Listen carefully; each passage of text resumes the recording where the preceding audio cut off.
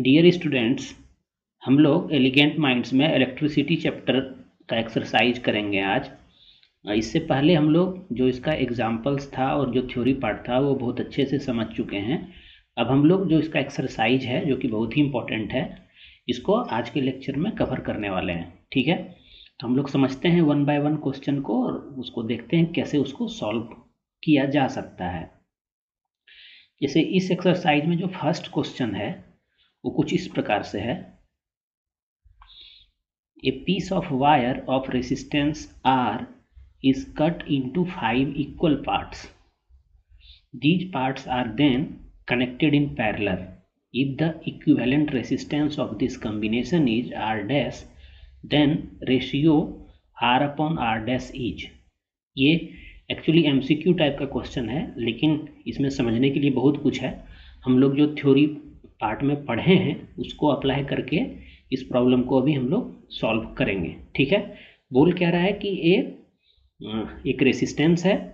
हम मान लेते हैं कि ये हमारा एक रेसिस्टेंस है। ठीक है, इसको 5 इक्वल पार्ट्स में कट कर दिया गया है। मतलब इसको 5 इक्वल पार्ट्स में कट कर दिया गया है। 2, 3, 4 एंड 5 ये सभी इक्वल आपको समझना है। ठीक है, these parts are then connected in parallel. और ये एक्चुअली ये तो रेसिस्टर है ना, हम तो बस दिखाने के लिए आपको ऐसे दिखा दिए हैं। एक्चुअली ये रेसिस्टर है और इन सभी पार्ट को पैरेलली कनेक्ट किया गया है। तो मतलब किस प्रकार से कनेक्ट किया गया होगा, जैसे ये एक रेसिस्टर हो गया, दूसरा रेसिस्टर ये हो गया, तीसरा रेसिस्टर ये हो गया, और इस तरह से टोटल 5 पार्ट है ना इसका। तो टोटल 5 रेसिस्टर बनेगा। टोटल 5 रेसिस्टर हम बना लिए और इन सभी को पैरेलली कनेक्ट कर दिया गया है। हमसे पूछा क्या गया है कि इसका इक्विवेलेंट रेसिस्टेंस क्या होगा। ठीक है, हमसे एक्चुअली ये रेशियो पूछा गया है, लेकिन ये जो ओरिजिनल था इसका रेसिस्टेंस कितना था, R था। तो इसका रेसिस्टेंस R था, लेकिन जब इसको कट करके कनेक्ट किया गया है तब इसका जो इक्विवेलेंट रेसिस्टेंस आया है, जो यहाँ पे बताया गया है, वो R डैश है। ठीक है, तो हमको R डैश और R में रिलेशन चाहिए। कैसे फाइंड कर सकते हैं हम लोग, बहुत इजीली फाइंड कर सकते हैं। हम लोग जो पढ़े थे कि resistance is directly proportional to length of the resistor या लेंथ ऑफ द कंडक्टर, ये पढ़े थे। मतलब लेंथ ज़्यादा होगा तो रेसिस्टेंस ज़्यादा होगा, लेंथ कम होगा तो रेसिस्टेंस कम होगा। हम लोग ये भी पढ़ के रखे थे कि resistance is universally proportional to its cross sectional area, ये पढ़ के रखे थे। और फिर हम लोग जब इस प्रोपोर्शनल साइन को इक्वल टू साइन में चेंज कर रहे थे तो R इक्वल टू रो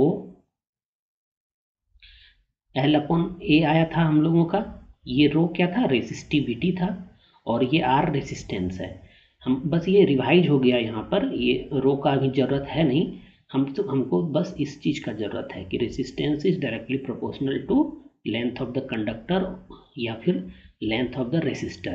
तो जब इसको टोटल 5 पार्ट्स में इक्वली कट किया गया है तो हर एक पार्ट का रेसिस्टेंस कितना हो गया होगा, इसका फर्स्ट पार्ट का R अपॉन 5 हो गया होगा क्योंकि ये डायरेक्टली प्रोपोर्शनल है।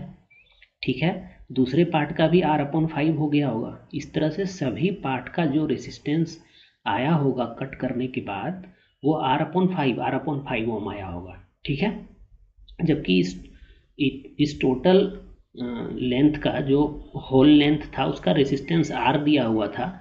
जब इसको 5 इक्वल पार्ट्स में कट करेंगे तो सभी का जो रेसिस्टेंस आएगा वो R अपॉन 5 आएगा, और फिर इसको हम पैरेलली कनेक्ट किए हैं। मतलब यहाँ पे जो रेसिस्टर है इसका वैल्यू कितना है, R अपॉन 5 ओम है। ठीक है, एक इंडिविजुअल रेसिस्टर का वैल्यू, उसी तरह से इसका भी उतना ही है, उसी तरह से इसका भी उतना ही है, इसका भी उतना ही है, और इसका भी इतना ही है। तो हम लोग इजीली फाइंड कर सकते हैं इसको। इसका इक्विवेलेंट क्या आएगा, इसका इक्विवेलेंट R डैश दिया हुआ है, लेकिन R डैश और R में रिलेशन फाइंड करना था ना। तो हम लोग ये यूज करेंगे 1 अपॉन RP। ये हम लोग क्या पढ़े थे, आप रिकॉल करिए, 1 upon R1 plus 1/R2 plus 1/R3 ऐसा ही था। अगर पैरेलली रेसिस्टर कनेक्ट होता है तो इसी तरह से हम लोग इसका इक्विवेलेंट रेसिस्टेंस फाइंड कर सकते हैं। इस तरह से जितना भी रेसिस्टर कनेक्ट हो, तो इसी कंसेप्ट का यूज करके हम इसका इक्विवेलेंट रेसिस्टेंस फाइंड करने जा रहे हैं। तो इससे क्या आएगा, हमारा R1 कितना है, R/5 है, सभी R/5 ही है, तो वो 1/R/5 ये लिख सकते हैं हम R1 के बदले में। उसी तरह से R2 के बदले में भी और R3 के बदले में भी हम इसी तरह से 5 टाइम्स लिखेंगे, जिसको हम सिंपली 5 से मल्टीप्लाई कर देते हैं। कोई दिक्कत नहीं होना चाहिए यहाँ पे। अब इसको अगर हम सॉल्व करें तो ये 5 ऊपर चला जाएगा और नीचे हमारा R बचा रह जाएगा। और ये 5 जो, क्योंकि ये 5 टोटल इस प्रकार से रेसिस्टर था, तो 5 यहाँ पे मल्टीप्लाई भी होगा। ठीक है, ये आ कितना रहा है हमारा, 25/R आ रहा है। ठीक है, 25/R। ये किसका वैल्यू निकला है, 1/RP का निकला है। और 1/RP को यहाँ पे क्या बोला है, इक्विवेलेंट रेसिस्टेंस है कितना, R' है ना, तो RP को ये R' बोल रहा है, तो R' इक्वल टू हम लोग RP यहाँ पे बोला गया है, तो R' का वैल्यू क्या निकल रहा है, क्योंकि हमको इसको अब क्या करना पड़ेगा, रिवर्स करना पड़ेगा। 1/R' इक्वल टू 25/R था, तो R' इक्वल टू क्या हो जाएगा, R/25 हो जाएगा। ठीक है, और हमसे पूछा क्या है, हमसे पूछा था कि R/R' में क्या रिलेशन है। तो कुछ गलती हो रहा है क्या यहाँ पे, तो हमको पूछा क्या है, R/R' पूछा है ना, तो इस R' को हमको राइट हैंड साइड ले जाना होगा और इस 25 को हमको लेफ्ट हैंड साइड लेके आना होगा। तो जब हम इसको लेफ्ट हैंड साइड लेके आएंगे 25 को, तो ये तो 25 हो जाएगा। ठीक है, और इधर क्या आएगा, राइट हैंड साइड क्या आएगा, R/R' आ रहा है। देखिए यहाँ पे कंफ्यूज नहीं होना है, R/R' का हमसे वैल्यू पूछा गया है। अगर आप R'/R निकाल देंगे तो फिर कुछ और आ जाएगा। ठीक है, और वो ऑप्शन में भी है, ऑप्शन में वो जानबूझ के दिया जाता है कि आप गलती करें और उस ऑप्शन को आप टिक कर दें। हमसे R/R' पूछा गया था, तो यहाँ से क्या निकल के आ रहा है, R/R' 25 आ रहा है। तो इसका जो करेक्ट आंसर होगा वो डी नंबर होगा इसका करेक्ट आंसर। इसको समझ लिए हम लोग, यहाँ पे ये कंसेप्ट यूज हुआ है। ठीक है, अब हम लोग नेक्स्ट प्रॉब्लम की ओर बढ़ते हैं, देखते हैं नेक्स्ट प्रॉब्लम क्या है। इसी एक्सरसाइज का जो सेकेंड नंबर प्रॉब्लम है वो कुछ इस प्रकार से है, which of the following terms does not represent electrical power in a circuit. Electrical power के बारे में आपसे पूछा गया है। इलेक्ट्रिकल पावर का हम लोग क्या रिलेशन पढ़े थे कि पावर इक्वल टू क्या होता है, हम बार बार आपको बोले थे, ये रिलेशन याद रखना है, बहुत बार काम आएगा आपको, इसके बिना आपका न्यूमेरिकल सॉल्व नहीं होगा और ये हमेशा काम आएगा, सिर्फ 10th क्लास में ही नहीं, आप हायर क्लास में भी जाएंगे तो ये जो पावर का रिलेशन है ना, वोल्टेज इनटू करंट, ये आपको ज़रूरत पड़ेगा ही पड़ेगा। ठीक है, तो हमसे पूछा गया है कि कौन सा relation, which of the following terms does not represent electrical power, इसमें पावर इक्वल टू कौन सा नहीं है। ठीक है, तो देखिए P इक्वल टू VI तो हम जानते ही हैं, तो मतलब ये तो है ही। ठीक है, और यहाँ से हम ओम्स लॉ को अगर अप्लाई करते हैं तो V इक्वल टू IR होता है, ओम्स लॉ से जानते हैं हम। अब हम सभी को चेंज करके देख लेते हैं क्या आ रहा है हमारे पास। अगर हम V को रिप्लेस कर दें ओम्स लॉ से IR में, तो ये रिलेशन क्या आ जाएगा, I² R आ जाएगा, I² R आ जाएगा। ये है क्या किसी ऑप्शन में, देखिए I² R ये भी है, मतलब पावर इक्वल टू ये भी होता है। वहीं हम अगर I को रिप्लेस कर दें V/R से, ओम्स लॉ से, तब हमारे पास पावर का क्या रिलेशन आ रहा है, तब हमारे पास पावर का जो रिलेशन आ रहा है वो V को हम रखे ही और I को रिप्लेस कर दिए हम V/R से, ओम्स लॉ से यहाँ से। ठीक है, तो V/R लिख सकते हैं I को, और यहाँ से क्या मिल रहा है हमको, पावर इक्वल टू मिल रहा है V²/R मिल रहा है। ठीक है, V²/R मिल रहा है यहाँ से। ये ऑप्शन में कहीं पे है क्या, है डी में। तो ये तीनों जो रिलेशन है A, C और D, ये तीनों रिलेशन तो यहाँ से हमको दिख रहा है। ठीक है, अब ये जो फोर्थ ऑप्शन जो बच गया है IR², ये इलेक्ट्रिकल पावर नहीं है, आंसर इसका यही होगा। ठीक है, आंसर इसका बी नंबर होगा, लेकिन हमको ये भी जानना है कि ये आई आर स्क्वायर है क्या। हम लोग heat equal to Joule's law में जो पढ़े थे, क्या पढ़े थे, आई स्क्वायर आर टी पढ़े थे ना। अच्छा, वहाँ से नहीं है, ये कहीं दूसरी जगह से है, ये आई आर स्क्वायर है। तो इसको समझना होगा, मतलब ये पावर का नहीं है, यही आंसर होगा। हमको लग रहा था आई स्क्वायर आर है ये, तब यहाँ से होता ये। ठीक है, तो इसका आंसर बी नंबर हो जाएगा। अब हम लोग थर्ड क्वेश्चन की ओर बढ़ते हैं, इसको इरेज कर लेते हैं, और थर्ड प्रॉब्लम क्या है इस एक्सरसाइज में उसको देखते हैं हम लोग। ठीक है, थर्ड प्रॉब्लम जो है वो कुछ इस प्रकार से है। थर्ड प्रॉब्लम जो है इस एक्सरसाइज में ये है, an electric bulb is rated 220 volt and 100 watt, what is when it is operated on 100 volt the power consumed will be. ये इंपॉर्टेंट प्रॉब्लम है, इसमें समझने के लिए बहुत कुछ है। ठीक है, तो इसको हम लोग अच्छे से सॉल्व करेंगे और देखते हैं कि ये प्रॉब्लम बोल क्या रहा है, इसको कैसे सॉल्व कर सकते हैं हम लोग। ठीक है, तो ये जो प्रॉब्लम है इसको अच्छे से देखते हैं हम लोग। बोल क्या रहा है कि एक इलेक्ट्रिक बल्ब है, ये कोई मान लेते हैं बल्ब है, बल्ब को हम लोग इस प्रकार से दिखाते थे, तो ठीक है भाई इसी तरह से दिखाते हैं। और इस पर जो रेटिंग किया हुआ है ना इसका, इस पर कुछ लिखा हुआ आपने देखा होगा, कोई भी इलेक्ट्रिकल गैजेट्स है उसके ऊपर ये सभी रेटिंग रहता है, उसका वोल्टेज कितना पे, उसको वोल्टेज कितना चाहिए, उसको करंट कितना चाहिए, उसका आउटपुट क्या होगा, ये सभी स्पेसिफिकेशन उस पर रेटेड रहता है। उसी तरह से इस बल्ब पे भी एक रेटिंग किया हुआ है, और वो रेटिंग क्या है 220 वोल्ट है।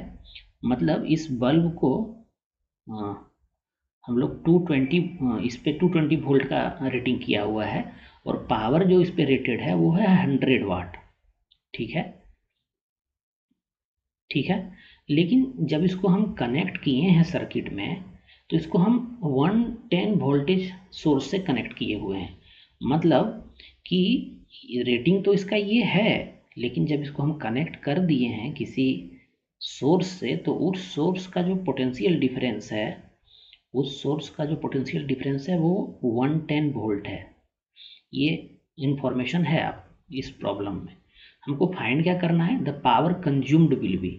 तब हमको फाइंड करना है, रेटिंग तो इसका 100 वाट का है, लेकिन ये 100 वाट कब, जब 220 वोल्ट सोर्स से इसको कनेक्ट करेंगे तब। लेकिन हम इसको 220 वोल्ट से कनेक्ट कर नहीं करके हम इसको 110 वोल्ट सोर्स से कनेक्ट किए हैं। तब हमसे पूछा गया है कि इसका पावर कंजप्शन क्या होगा, ये पूछा गया है हमसे। तो इसको फाइंड कैसे कर सकते हैं हम लोग, पावर इक्वल टू, हम लोग रिलेशन क्या जानते हैं, power equal to voltage into current, ये जानते हैं हम लोग। तो वोल्टेज तो हमारे पास है, लेकिन करंट क्या चल रहा है इस सर्किट में ये हमको पता नहीं है। ठीक है, अगर हमको करंट का वैल्यू पता हो जाता तो हम आसानी से ये पावर कितना कंज्यूम कर रहा है, जब इसको 110 वोल्ट सोर्स से कनेक्ट किए हैं हमको पता चल जाता है, इस रिलेशन से हम फाइंड कर सकते थे। तो आई हमारे पास नहीं है। ठीक है, और क्या नहीं है हमारे पास, अगर आई हम फाइंड कर लें तो हमारा काम बन जाएगा, लेकिन आई को फाइंड करने के लिए हमको आर भी तो चाहिए, क्योंकि हम लोग क्या जानते हैं ओम्स लॉ से कि भी इक्वल टू आई आर होता है। तो अगर आर रहता हमारे पास, वोल्टेज है हमारे पास 110 वोल्ट, अगर आर रहता तब आई हम फाइंड कर सकते थे। तो इस बल्ब के फिलामेंट का रेसिस्टेंस क्या है, अगर ये हमको पता चल जाए तो हम आई फाइंड कर सकते हैं। आई फाइंड कर सकते हैं तो इसका पावर कंजम्पशन भी, एक्चुअल पावर कंजम्पशन कितना हो रहा है वो भी हम फाइंड कर सकते हैं। तो रेसिस्टेंस इसका फाइंड करने का कोई तरीका है क्या, है। जो ये रेटेड वैल्यू दिया हुआ है ना 220 वोल्ट 100 वाट, इससे हम लोग इसका रेसिस्टेंस फाइंड कर सकते हैं। जब इसको 220 वोल्ट पे हम लगा रहे थे उस समय इसका पावर कंजम्पशन कितना था, 100 वाट था। तो यही रिलेशन हम यहाँ पे यूज कर रहे हैं, power equal to V into I. ठीक है, और ओम्स लॉ से क्या जानते हैं, V equal to I R. तो हम यहाँ पर आई को रिप्लेस कर दें, आई इक्वल टू क्या हो जाएगा, यहाँ से देखिए आप, भी अपॉन आर हो जाएगा ओम्स लॉ से। तो यहाँ इस रिलेशन में जो आई है उसको हम भी अपॉन आर लिख देते हैं, यहाँ से कोई इशू नहीं है। तो आई को हम यहाँ से भी अपॉन आर लिख रहे हैं। ठीक है, भी अपॉन आर ये हम लिख दिए। अब पावर इक्वल टू देखिए क्या आ रहा है हमारे पास, पावर इक्वल टू आ गया V² अपॉन R आ गया। और हमको वोल्टेज रेटिंग जो है इस बल्ब का वो पता है कितना है, 220 वोल्ट है। तो इसका रेसिस्टेंस हम फाइंड कर सकते हैं क्या, पावर भी दिया हुआ है 100 वाट। तो रेसिस्टेंस इक्वल टू क्या हो जाएगा, V² अपॉन P। ठीक है, V² अपॉन P। यहाँ से हमको इस बल्ब का रेसिस्टेंस पता चल जाएगा, क्योंकि V कितना है, 220 वोल्ट है। तो 220 इंटू 220 V² होगा, तो 220 इंटू 220 अपॉन पावर, इसका रेटिंग कितना है, 100 वाट है। ये इसका रेसिस्टेंस होगा इस बल्ब का, जो कि चेंज नहीं हो सकता है, ये तो कांस्टेंट है ना। रेसिस्टेंस तो इस केस में अभी कांस्टेंट है, हम टेम्परेचर इंक्रीज नहीं कर रहे हैं, ना ही इसका लेंथ इंक्रीज कर रहे हैं, ना ही क्रॉस सेक्शनल एरिया इंक्रीज कर रहे हैं। तो रेसिस्टेंस जो इसका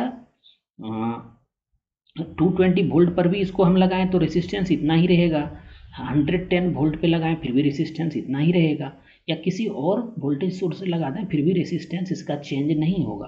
तो इस रेसिस्टेंस के वैल्यू को हम यहाँ पे पावर कैलकुलेट करने के लिए यूज कर सकते हैं। ठीक है, क्योंकि इस रेसिस्टेंस से हमको आई पता चल जाएगा। या फिर इसी रिलेशन को आप रेसिस्टेंस के टर्म में ले आइए, हमको तो ये फाइंड करना था ना, पावर फाइंड करना था। तो हमारे पास वोल्टेज है, करंट नहीं है, तो आई को हम चेंज कर लेते हैं ना, यहाँ से भी जो अभी हम इस केस में यूज किए वही यहाँ पर भी कर लेते हैं हम। I equal to V upon R होता है, तो इसको हम इस तरह से लिख सकते हैं, V² अपॉन R लिख सकते हैं। हमारे पास V भी है और R भी है, तो हम इसको इसका एक्चुअल पावर कंजप्शन यहाँ से फाइंड कर सकते हैं। तो V² अब क्या हो जाएगा, अब V 110 वोल्ट पे इसको हम कनेक्ट किए हैं ना, तो 110 इंटू 110 हो जाएगा। ठीक है, और R कितना हमारा फाइंड हुआ है, इस बल्ब का रेसिस्टेंस ये फाइंड हुआ है, तो इसको हम R को नीचे में लिख लेते हैं, 220 इंटू 220, और 100 नीचे था तो इसको ऊपर लेते जाते हैं। इतना आएगा हमारा इसका एक्चुअल पावर कंजप्शन। इसका यूनिट क्या होगा, वाट होगा। इसको अगर हम सॉल्व करें तो देखते हैं क्या मिलता है हमको। ये 2 टाइम्स चला जाएगा, ये भी 2 टाइम्स चला जाएगा, मतलब 4 हो जाएगा, ये 25 वाट आ रहा है हमारा। ठीक है, तो एक्चुअल इसका पावर कंजप्शन कितना हो रहा है, 25 वाट हो रहा है, जबकि इस पर रेटिंग कितना था, 100 वाट का रेटिंग था पावर का। लेकिन ये कब था, जब 220 वोल्ट पे इसको हम कनेक्ट करेंगे तब 100 वाट ये कंज्यूम करता। अगर हम वोल्टेज को हाफ कर दिए, 110 वोल्ट कर दिए, तब देखिए इसका पावर कंजम्पशन 25 वाट आ गया, 1/4 आ गया। ये भी बात यहाँ पर समझना है। सिर्फ प्रॉब्लम को सॉल्व करना ही बड़ी बात नहीं है, ये भी आपको नोट करना है यहाँ पर कि जैसे ही इसका हम वोल्टेज सोर्स हाफ कर दिए तो इसका पावर कंजम्पशन 1/4 हो गया। ठीक है, तो हमारा आंसर आ रहा है 25 वाट आ रहा है इसका एक्चुअल पावर कंजप्शन। देखते हैं ये ऑप्शन में है या नहीं है। 25 वाट है, यहाँ डी ऑप्शन में है, तो ये इसका आंसर डी हो जाएगा। ठीक है, ये इसका आंसर हो जाएगा। ये प्रॉब्लम बहुत अच्छा था, इसमें समझने के लिए बहुत कुछ था। अब हम लोग नेक्स्ट प्रॉब्लम की ओर बढ़ते हैं, देखते हैं नेक्स्ट प्रॉब्लम क्या है। ठीक है, ये टोटल 3 प्रॉब्लम हम लोग सॉल्व कर चुके हैं। अब नेक्स्ट प्रॉब्लम की ओर बढ़ते हैं हम लोग। 4th प्रॉब्लम में क्या बोला जा रहा है, इसका ऑप्शन भी देख लेते हैं ताकि कोई कंफ्यूजन नहीं हो।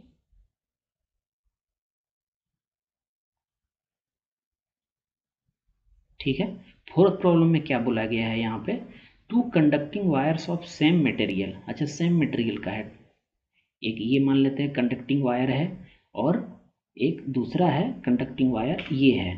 ठीक है, दोनों का मटेरियल सेम है, मतलब वो क्या आपसे बोलना चाह रहा है इनडायरेक्टली, वो इनडायरेक्टली आपसे बोलना चाह रहा है कि दोनों का जो रेसिस्टिविटी है ना वो सेम है। अगर मटेरियल सेम होगा तो रेसिस्टिविटी दोनों का सेम होगा, क्योंकि रेसिस्टेंस जो हम लोग देखे थे रिलेशन रेसिस्टिविटी का, वो दोनों अगर दोनों मटेरियल सेम है तो रेसिस्टिविटी सेम होगा दोनों का। सेम मटेरियल है एंड इक्वल लेंथ्स है, इसका लेंथ भी इक्वल है, ये भी एल है ये भी एल है। ठीक है, एंड इक्वल डायमीटर, मतलब इसका रेडियस भी सेम है, डायमीटर सेम है मतलब रेडियस भी सेम है, या फिर आप बोलें तो डायमीटर भी सेम है, दोनों में से कोई भी यूज कर सकते हैं। और अगर रेडियस सेम है तो इसका क्रॉस सेक्शनल एरिया क्या आता है, क्रॉस सेक्शनल एरिया इसका सर्कल का आता है, और सर्कल का क्रॉस एरिया क्या होता है, पाई r² होता है। होता है ना। तो जब डायमीटर सेम है तो रेडियस भी सेम होगा, रेडियस सेम है तो इसका एरिया भी सेम होगा, इसका भी क्रॉस सेक्शनल एरिया ए होगा और इस कंडक्टर का भी वायर का, कंडक्टिंग वायर का क्रॉस सेक्शनल एरिया ए ही होगा। ठीक है, इतना हमारे पास इंफॉर्मेशन है। फिर क्या बोल रहा है, are first connected in series, पहले इस दोनों मटेरियल को सीरीज में कनेक्ट किया गया, देन पैरेलल, और फिर इसको पैरेलल में कनेक्ट किया गया in a circuit across the same potential difference. ठीक है, the ratio of heat produced in series and parallel combination would be, आपको रेशियो फाइंड करने के लिए बोला है। ये भी बहुत अच्छा क्वेश्चन है।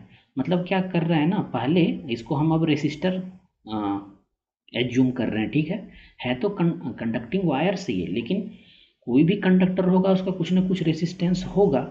ठीक है, तो हम इसको एक रेसिस्टर लेट करके हम एक डायग्राम बना रहे हैं। फर्स्ट केस में क्या है, दोनों सीरीज में कनेक्ट है, मतलब ये एक पहला हमारा कंडक्टिंग वायर था, ये दूसरा कंडक्टिंग वायर है और दोनों सीरीज में कनेक्ट है और सेम सोर्स से कनेक्ट है। जब ये सीरीज में कनेक्ट था तो उस समय भी जो इसका सोर्स था वही सेम ही रहा, और जब इसको हम पैरेलल में कनेक्ट किए, यहाँ पे पैरेलल में कनेक्ट करते हैं हम, तो जब पैरेलल में भी कनेक्ट किए तो इसका सोर्स जो रहा वो सेम ही रहा। ठीक है, मतलब यहाँ पर भी जो इसका पोटेंशियल डिफरेंस है इस सेल का वो भी ही है, ये हमारे पास इंफॉर्मेशन है।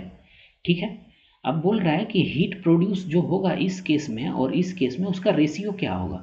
तो हीट प्रोड्यूस, हीट का रिलेशन क्या था हमारे पास, H equal to I square R T था।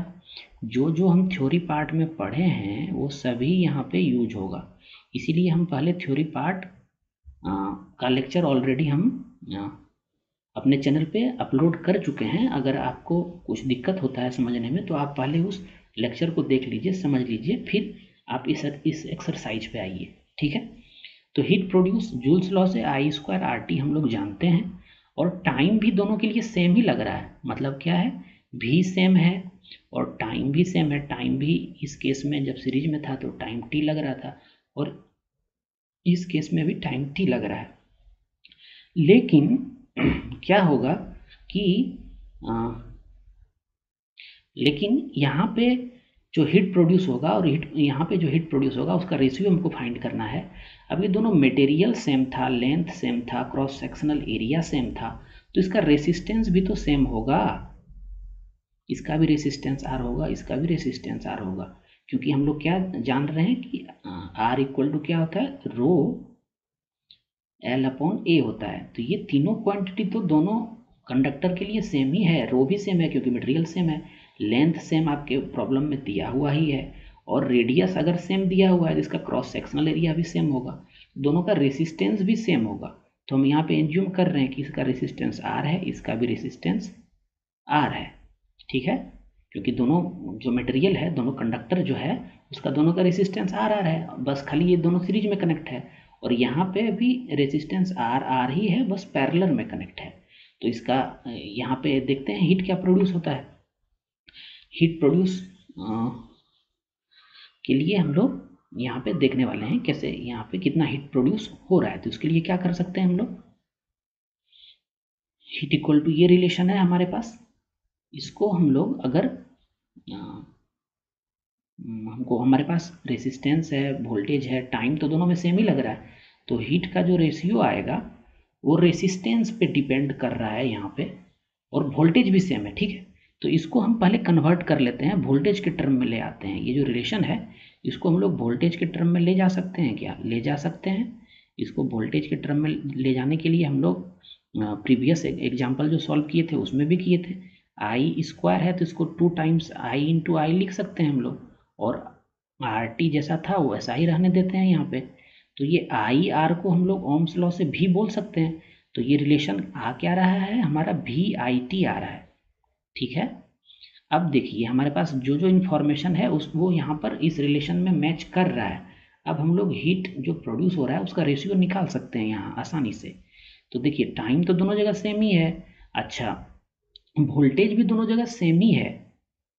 ठीक है, वोल्टेज भी दोनों के प्लेस पे सेम ही है। जो करंट का रेशियो आएगा दोनों केस में वही ये करेगा, डिसाइड करेगा कि दोनों में कितना कितना हीट प्रोड्यूस हुआ है। तो इसके लिए क्या किया जा सकता है, देखिए वोल्टेज जब सेम है तो इसको हम नेग्लेक्ट कर देते हैं, टाइम भी सेम है ये भी नेग्लेक्ट कर देते हैं। तो हमारे पास यहाँ जो हीट का जो रिलेशन आ रहा है वो किस पे डिपेंड है, डायरेक्टली प्रोपोर्शनल टू करंट पे डिपेंड है, यही है ना, डायरेक्टली प्रोपोर्शनल टू करंट पे डिपेंड है। तो हम यहाँ से करंट फाइंड कर सकते हैं क्या, इस सर्किट में कितना करंट चल रहा है और इस सर्किट में कितना करंट चल रहा है। अगर हमको ये पता हो जाए तो फिर हम दोनों में जो हीट जो प्रोड्यूस हो रहा है उसका रेशियो निकाल सकते हैं। तो करंट पता करने के लिए फिर हमको क्या चाहिए, V अपॉन आर चाहिए। और यहाँ इक्विवेलेंट रेसिस्टेंस क्या आएगा, यहाँ पे इक्विवेलेंट रेसिस्टेंस क्योंकि ये सीरीज में है तो 2R आएगा, R प्लस आर, ये आप जानते होंगे, ठीक है। और यहाँ पर इक्विवेलेंट रेसिस्टेंस क्या आएगा, R अपॉन 2 आएगा क्योंकि ये पैरेलल में है। आप चाहें तो इसको कैलकुलेट भी कर लें, ठीक है। देखिए बहुत सारा तरीका है आपको कंक्लूजन पे पहुंचने का, जिसमें कि एक तरीका हम आपको ये बता रहे हैं, ठीक है। अगर आपके पास कोई आसान तरीका है तो वो भी आप शेयर कर सकते हैं हमसे कमेंट में, ताकि दूसरे लोगों को भी पता चल सके कि आपका सोचने का तरीका अलग है या कुछ कोई इजी मेथड है जिससे कि आप इसको सॉल्व कर सकते हैं, ठीक है। तो अभी हम लोग आई पे डिपेंड लिए हैं, हीट जो प्रोड्यूस होगा वो डायरेक्टली प्रोपोर्शनल टू करंट होगा, ठीक है। और यहाँ पे करंट कितना मिलेगा हमको, V equal to I R होता है ना, ये भी रिलेशन बार बार यूज हो रहा है। और I इक्वल टू क्या हो जाएगा, V अपॉन आर हो जाएगा। तो V यहाँ पे है क्या, V तो V ही है यहाँ पे। अगर हम करंट निकालना चाहें इस केस में तो I equal to V upon R, R क्या है यहाँ पे 2R है, ठीक है, रेसिस्टेंस। और यहाँ पे करंट कितना है, यहाँ पे जो करंट है हमारा V अपॉन आर बाय 2 है, तो इसको 2 ऊपर में चला जाएगा और नीचे में R रहेगा। इस करंट का जो रेशियो आएगा वही हीट का भी रेशियो आएगा, ठीक है। तो H1 इस केस में H1 अगर हम इसको बोल रहे हैं H1 अपॉन H2 अगर हमको फाइंड करना हो तो बस इसी करंट का हम रेशियो फाइंड कर लेंगे। तो इस करंट का अगर रेशियो फाइंड करें तो V अपॉन 2R यहाँ से आ रहा है, और जब डिवाइड करेंगे इससे तो ये क्या हो जाएगा, R अपॉन 2V यही आएगा। तो ये R कैंसिल हो गया, V भी कैंसिल हो गया, ये कितना आ रहा है हमारा 1/4 आ रहा है, ठीक है। मतलब यहाँ पे अगर 1 यूनिट का हीट प्रोड्यूस होगा, 1 जूल का हीट प्रोड्यूस होगा, तो यहाँ पे 4 जूल का हीट प्रोड्यूस होगा, ठीक है। यही रिलेशन हमारा निकल रहा है और रेशियो क्या निकला, 1/4 निकला, क्योंकि ऑप्शन सी में है। तो ऑप्शन सी इसका करेक्ट होगा, ठीक है। इसमें बहुत कुछ सोचने के लिए था, कोई इजी मेथड भी इसका हो सकता है, लेकिन हम आपको डिटेल में समझाना चाह रहे हैं ताकि आप चीज़ों को समझें अच्छे से। सिर्फ सॉल्व करना मकसद नहीं है, सॉल्व करना तो बहुत जगह आपको सॉल्यूशन मिल जाएगा, लेकिन अगर आप समझे हुए रहेंगे तो अगर दूसरा डिफरेंट प्रॉब्लम भी आपके सामने आता है तो आप यहाँ पे इन सब कंसेप्ट को यूज करके उसका जो करेक्ट आंसर हो सकता है वो आप फाइंड कर सकते हैं, ठीक है। ये टोटल 4 क्वेश्चंस हम लोगों ने सॉल्व कर लिया। अब हम लोग 5th प्रॉब्लम की ओर बढ़ते हैं, देखते हैं इसमें क्या है, ठीक है। तो 5th प्रॉब्लम देखते हैं क्या है, ये इजी प्रॉब्लम है और ये हम बताए भी हैं आपको। क्या बोला जा रहा है यहाँ पे कि how is a voltmeter connected in the circuit to measure the potential difference between 2 points. ये आपसे पूछा जा रहा है, इसका सिंगल वर्ड में आंसर होगा। जैसे ये कोई रेसिस्टर है और ये किसी सोर्स से कनेक्ट है, सेल से कनेक्ट है, और हमको अगर मेजर करना हो कि इस रेसिस्टर के एक्रॉस पोटेंशियल डिफरेंस कितना है, तो हम लोग कौन सा इंस्ट्रूमेंट यूज़ करते हैं, वोल्ट मीटर यूज़ करते हैं। आपसे बस ये इतना पूछना चाह रहा है कि वोल्ट मीटर जो हम लोग कनेक्ट करेंगे वो किस प्रकार से कनेक्ट करेंगे, ये पूछना चाह रहा है वो। तो हम लोग वोल्ट मीटर को हमेशा पैरेलल में कनेक्ट करते थे, जहाँ भी हमको पोटेंशियल डिफरेंस मेजर करना होता था उसके पैरेलल में कनेक्ट करते थे। जो भी पॉइंट, 2 पॉइंट के बीच में पोटेंशियल डिफरेंस हमको मेजर करना होता था वहाँ पे हम वोल्ट मीटर पैरेलली कनेक्ट करते थे। और ये हम आपको बोले भी थे कि वोल्ट मीटर को हमेशा पैरेलल में कनेक्ट करते हैं, पैरेलल में, और आमीटर को हम लोग हमेशा सीरीज में कनेक्ट करते हैं। ये हम आपको लेक्चर में भी बताए थे, ये आपको याद रखना है। ये क्वेश्चन आपसे पूछा जा सकता है। आमीटर से हम लोग करंट मेजर करते हैं और वोल्ट मीटर से हम लोग पोटेंशियल डिफरेंस मेजर करते हैं, ठीक है। और हम आपसे पूछे भी थे कि क्यों ऐसा करते हैं, इसको हम सीरीज में क्यों नहीं कनेक्ट कर सकते हैं। तो आप लोगों ने अभी तक किसी ने भी इसका आंसर नहीं दिया है, इसीलिए हम अभी अभी भी इसका आंसर आपको नहीं बता रहे हैं। इसका आंसर अगर आप लोगों को किसी को पता है, आपके बुक में भी ये नहीं दिया है, क्योंकि हम पूरा थ्योरी पढ़ लिए, लेक्चर्स उसका आ चुका है, लेकिन कहीं पर भी हमको ये नहीं मिला कि वोल्ट मीटर को हम पैरेलल में क्यों कनेक्ट करते हैं, आम मीटर को सीरीज में क्यों कनेक्ट करते हैं। हो सकता है हायर क्लास में ये आपको देखने को मिले, लेकिन आप अगर बता सकते हैं इसका आंसर किस रीजन से हम लोग वोल्ट मीटर को हमेशा पैरेलल में कनेक्ट करते हैं और आम मीटर को हमेशा सीरीज में कनेक्ट करते हैं, ये सोचने के लिए है, सोचना पड़ेगा आपको। अगर बता सकते हैं तो आप हमें कमेंट सेक्शन में ज़रूर बताइए। तो अभी हम लोग टोटल 5 क्वेश्चन कवर कर चुके हैं। अब इसका जो रेस्ट प्रॉब्लम है वो हम लोग नेक्स्ट लेक्चर में कवर करेंगे, ठीक है। आप चाहें तो उसका आंसर आप हमें कमेंट सेक्शन में दे सकते हैं कि वोल्ट मीटर को हम लोग पैरेलली क्यों कनेक्ट करते हैं, इसका आंसर आप हमें कमेंट सेक्शन में दीजिएगा, ठीक है।